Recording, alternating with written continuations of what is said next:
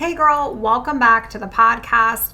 Today I'm talking all things perfection, success, and what that looks like as you navigate this road to recovery and what success looks like to you in your life. Because society has a funny way of positioning us for this belief of success as in worldly success. And when I was on my walk today, I was reflecting about success in my own life, success in my clients' lives. And I want to help apply some of these things that I was talking through in my mind to your life. Because success can actually be one of the biggest reasons why we fear recovery so much and going all in. So tune in today, friend. It's going to be a good one. Let's do this. Hey girl, welcome to the Her Best Self podcast. I'm Lindsay Nickel, former competitive figure skater and perfectionist, turned God-led imperfect boy mom and digital CEO. If you find yourself constantly thinking about food and wondering if you'll wake up one day free from the obsessive thoughts and behaviors controlling your life, then I've created this podcast for you. Because I know exactly what it's like to be a downright hot mess, trapped in a destructive cycle of disordered eating. I finally found freedom, and you can too, girlfriend. So if you're ready to heal your relationship with food and body and break the chains of control and show up in your best health, then grab your favorite Tarjay journal and let's get to it. So you can start living your best life as your best self. My biggest struggle in recovery was wanting it to be perfect, wanting it to be flawless. In fact, that was why I became disordered and fully entrenched in the eating disorder in the first place. I constantly felt as though I wasn't trying hard enough in recovery. And before I even started the recovery process, I actually stayed in denial even longer because I felt as though that was a safer place. I couldn't fail if I stayed stuck. And when I started recovering and working with my treatment team, then the feelings changed. The feelings changed from I'm gonna be like this forever and always to I should be further along. I realized this was actually driven by fear, and not fear that I would always live with the disorder, because that is where it started, but fear of the opposite. What would it mean for my life if I succeeded at this whole recovery thing? And sis, that's the question I want to ask you today. What would it mean for your life if you quit playing small? What would it mean for your life if you fully surrendered to the process, knowing that it didn't need to be perfect because you are perfectly flawed? The fear of failure, sis, it feels so real. The questions that come up are, what if I don't recover? And what if this is just who I am? But this isn't the truth. This leads to doubt. This leads to discouragement. On the other side of this coin is the fear of success. What if I do recover? Then what? I want you to think about success, and I want you to approach your definition of success differently. Traditional definitions of success are things like your professional achievements, your career advancements, your material worth, your financial portfolio, your luxurious lifestyle. Scroll Instagram. You'll totally understand what I'm talking about. Your social status, your influence, your popularity, what you look like, all of this body image driven stuff that society continues to flood. But instead of thinking about success this way, I want you to shift perspective from defining success from what you accomplish to who you become in the process of accomplishing it. Sis, you see, success doesn't equal full recovery. So I want you to stop thinking about it like that. Success doesn't equal that you've checked all the boxes for the day, or that you behaved well, or that you were good. Success actually equals your best self. And it's that simple. You see, constant growth leads to happiness, which gives you contentment and the success that you're after. When you build your perspective of success on a firm foundation, you will stop finding yourself in this territory of stuckness. I want you to ask, where do I spend my time and energy? Is it inner focused to be better, to be a better version of you? Or is it outer focused to look better? to exercise longer, to be viewed by other people in higher regard. Sis, ask today if I'm putting one foot in front of the other, growing my character, fostering positive intent, and changes of unhealthy eating disorder behaviors. Isn't that success? You see, we spend a lot of our days not yet arrived to where we want to be, that we become super frustrated with where we are. But if you thought that you're not gonna fail because you're just gonna keep going until you arrive, it takes the pressure off. And in fact, the eating disorder doesn't know what to do once that control and that pressure is surrendered. True success is growth of your character. It's a skill, it's wisdom, it's growing in your faith. See, your mind will have you believing the lie that you will never be successful at recovery. So why even try? But the answer is that there is no PhD that you get to receive for healing. You don't get to heal any better than anyone else. This is your process. And your success ultimately requires your discipline. It's not shiny. You don't get a gold medal for it. Nobody is going to clap for you. Well, maybe your close friends and family that are super proud of you and your coach for how far you've come. It's daily choices that you make when no one is watching you that are going to lead to your ultimate success. If you say you want freedom, what are you doing to achieve it? Are you feeding false lies that it's just not available for you? Are you saying, well, I'm scared of always being this way and therefore I'm always this way? Or are you saying, I'm scared of what I will be like if I'm not this way? Neither of those are giving you the dream that you want. Are you loving others? Are you leading others? Are you being honest to yourself and to others?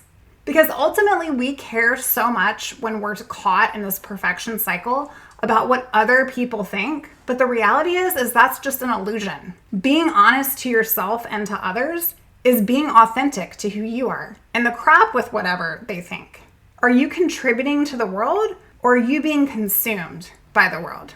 These are some questions that I want you to ask yourself as you dive into this reflection this week. I want you to stop striving for perfection because it simply doesn't exist. It's not attainable. The most valuable thing that you can make is a mistake because you can't learn anything from being perfect, but from your failure, from your mistake, from the things that aren't going your way right now, from those challenges. What are those things? That is where you're going to get the momentum to bounce back. I had a client come to me this week and she said, yesterday was awful, very bad day. All the things that went wrong. I didn't show up for myself. I didn't make pro-recovery decisions. I just let the disorder come back into my mind and take over. And I said, okay, do you want me to sit next to you in that pity party and tell you how bad you were for allowing that to happen? Or do you want me to ask you, where do we go from here? What's next? What are we doing differently? And she was like, you're right. I just need to put this down. I need to start over. Tomorrow's a new day. I need to surrender this. And that is most true for you too. The more you surrender and let be, the higher you rise, friend. The higher you rise. You weren't called to be perfect. You were just called to be better. Let God be perfect. You're allowed to be perfectly flawed in all that He's created you to be. But if you're constantly searching for success, believe me, I get it. Every single one of my clients are high-performing, successful individuals, not typical average individuals, successful individuals, and all of the things. We just are. We're constantly proving our value and our worth, constantly caring about what other people think of us, and that part of us is okay until it isn't. You're allowed to be perfectly flawed. So what would success look like if you were living in accordance with your core values, with resilience, with grace, with balance, with faith?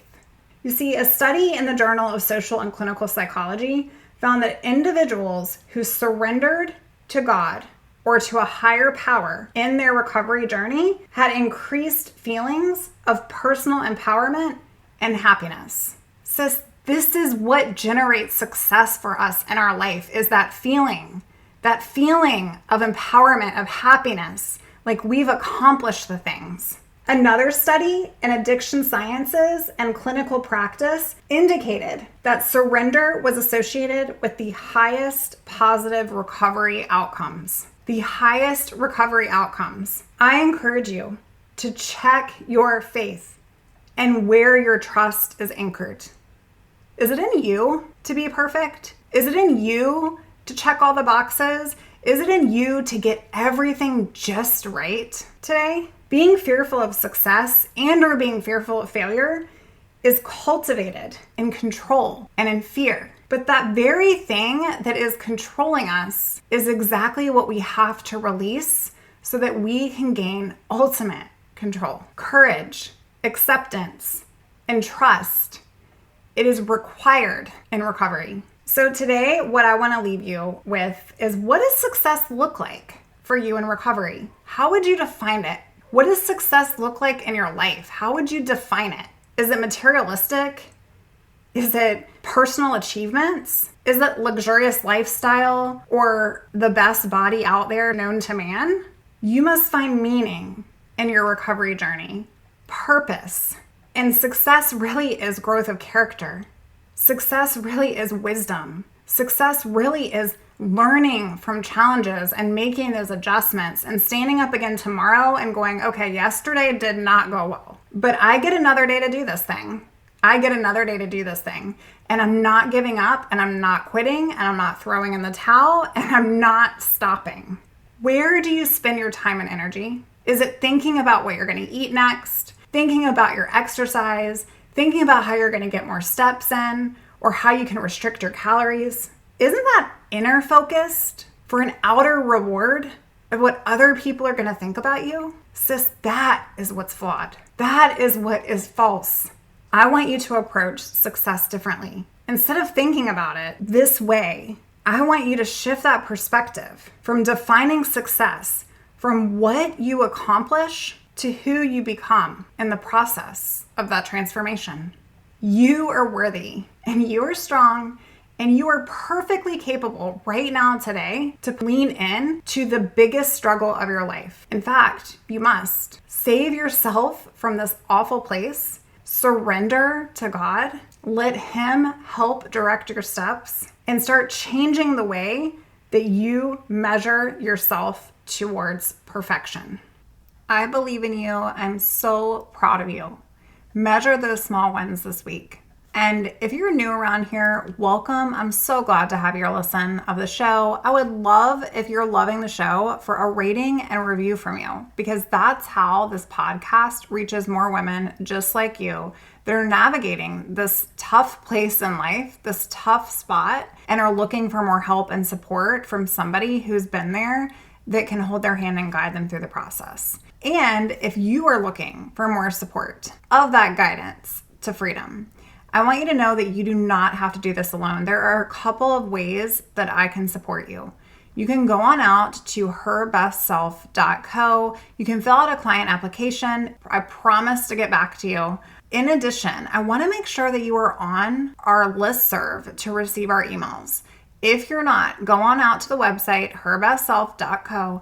Make sure you're subscribed, because we have so many good things that are coming your way this fall. You do not want to miss it. I repeat, you do not want to miss it. I'm going to be doing giveaways, a couple fun things, and a masterclass for you to join. So you'll want to get more details that you're going to receive first if you're on our email list. And then if you're looking for that community, come on out to herbestselfsociety.com. We want to love on you. We want to welcome you. And we just want to give you recovery hugs, because maybe that's what you need right now today. It's just a hug. So I want you to receive this virtual hug, this virtual love, as I am sending it your way right now as we speak. Sis, thank you for joining us. And I can't wait to bring you another episode of the podcast. See you real soon. Oh, friend, thank you so much for letting me share what was on my heart today. My hope for this podcast is to help more women find freedom from food and body. If this has empowered or blessed you, let me know. I'd be honored for your rating and review of my show, and I'd love to connect with you in my private Facebook community. You really can move from perfection to purpose. Let's break the chains together. I'll help navigate the way. Until next time. Bye for now, girl.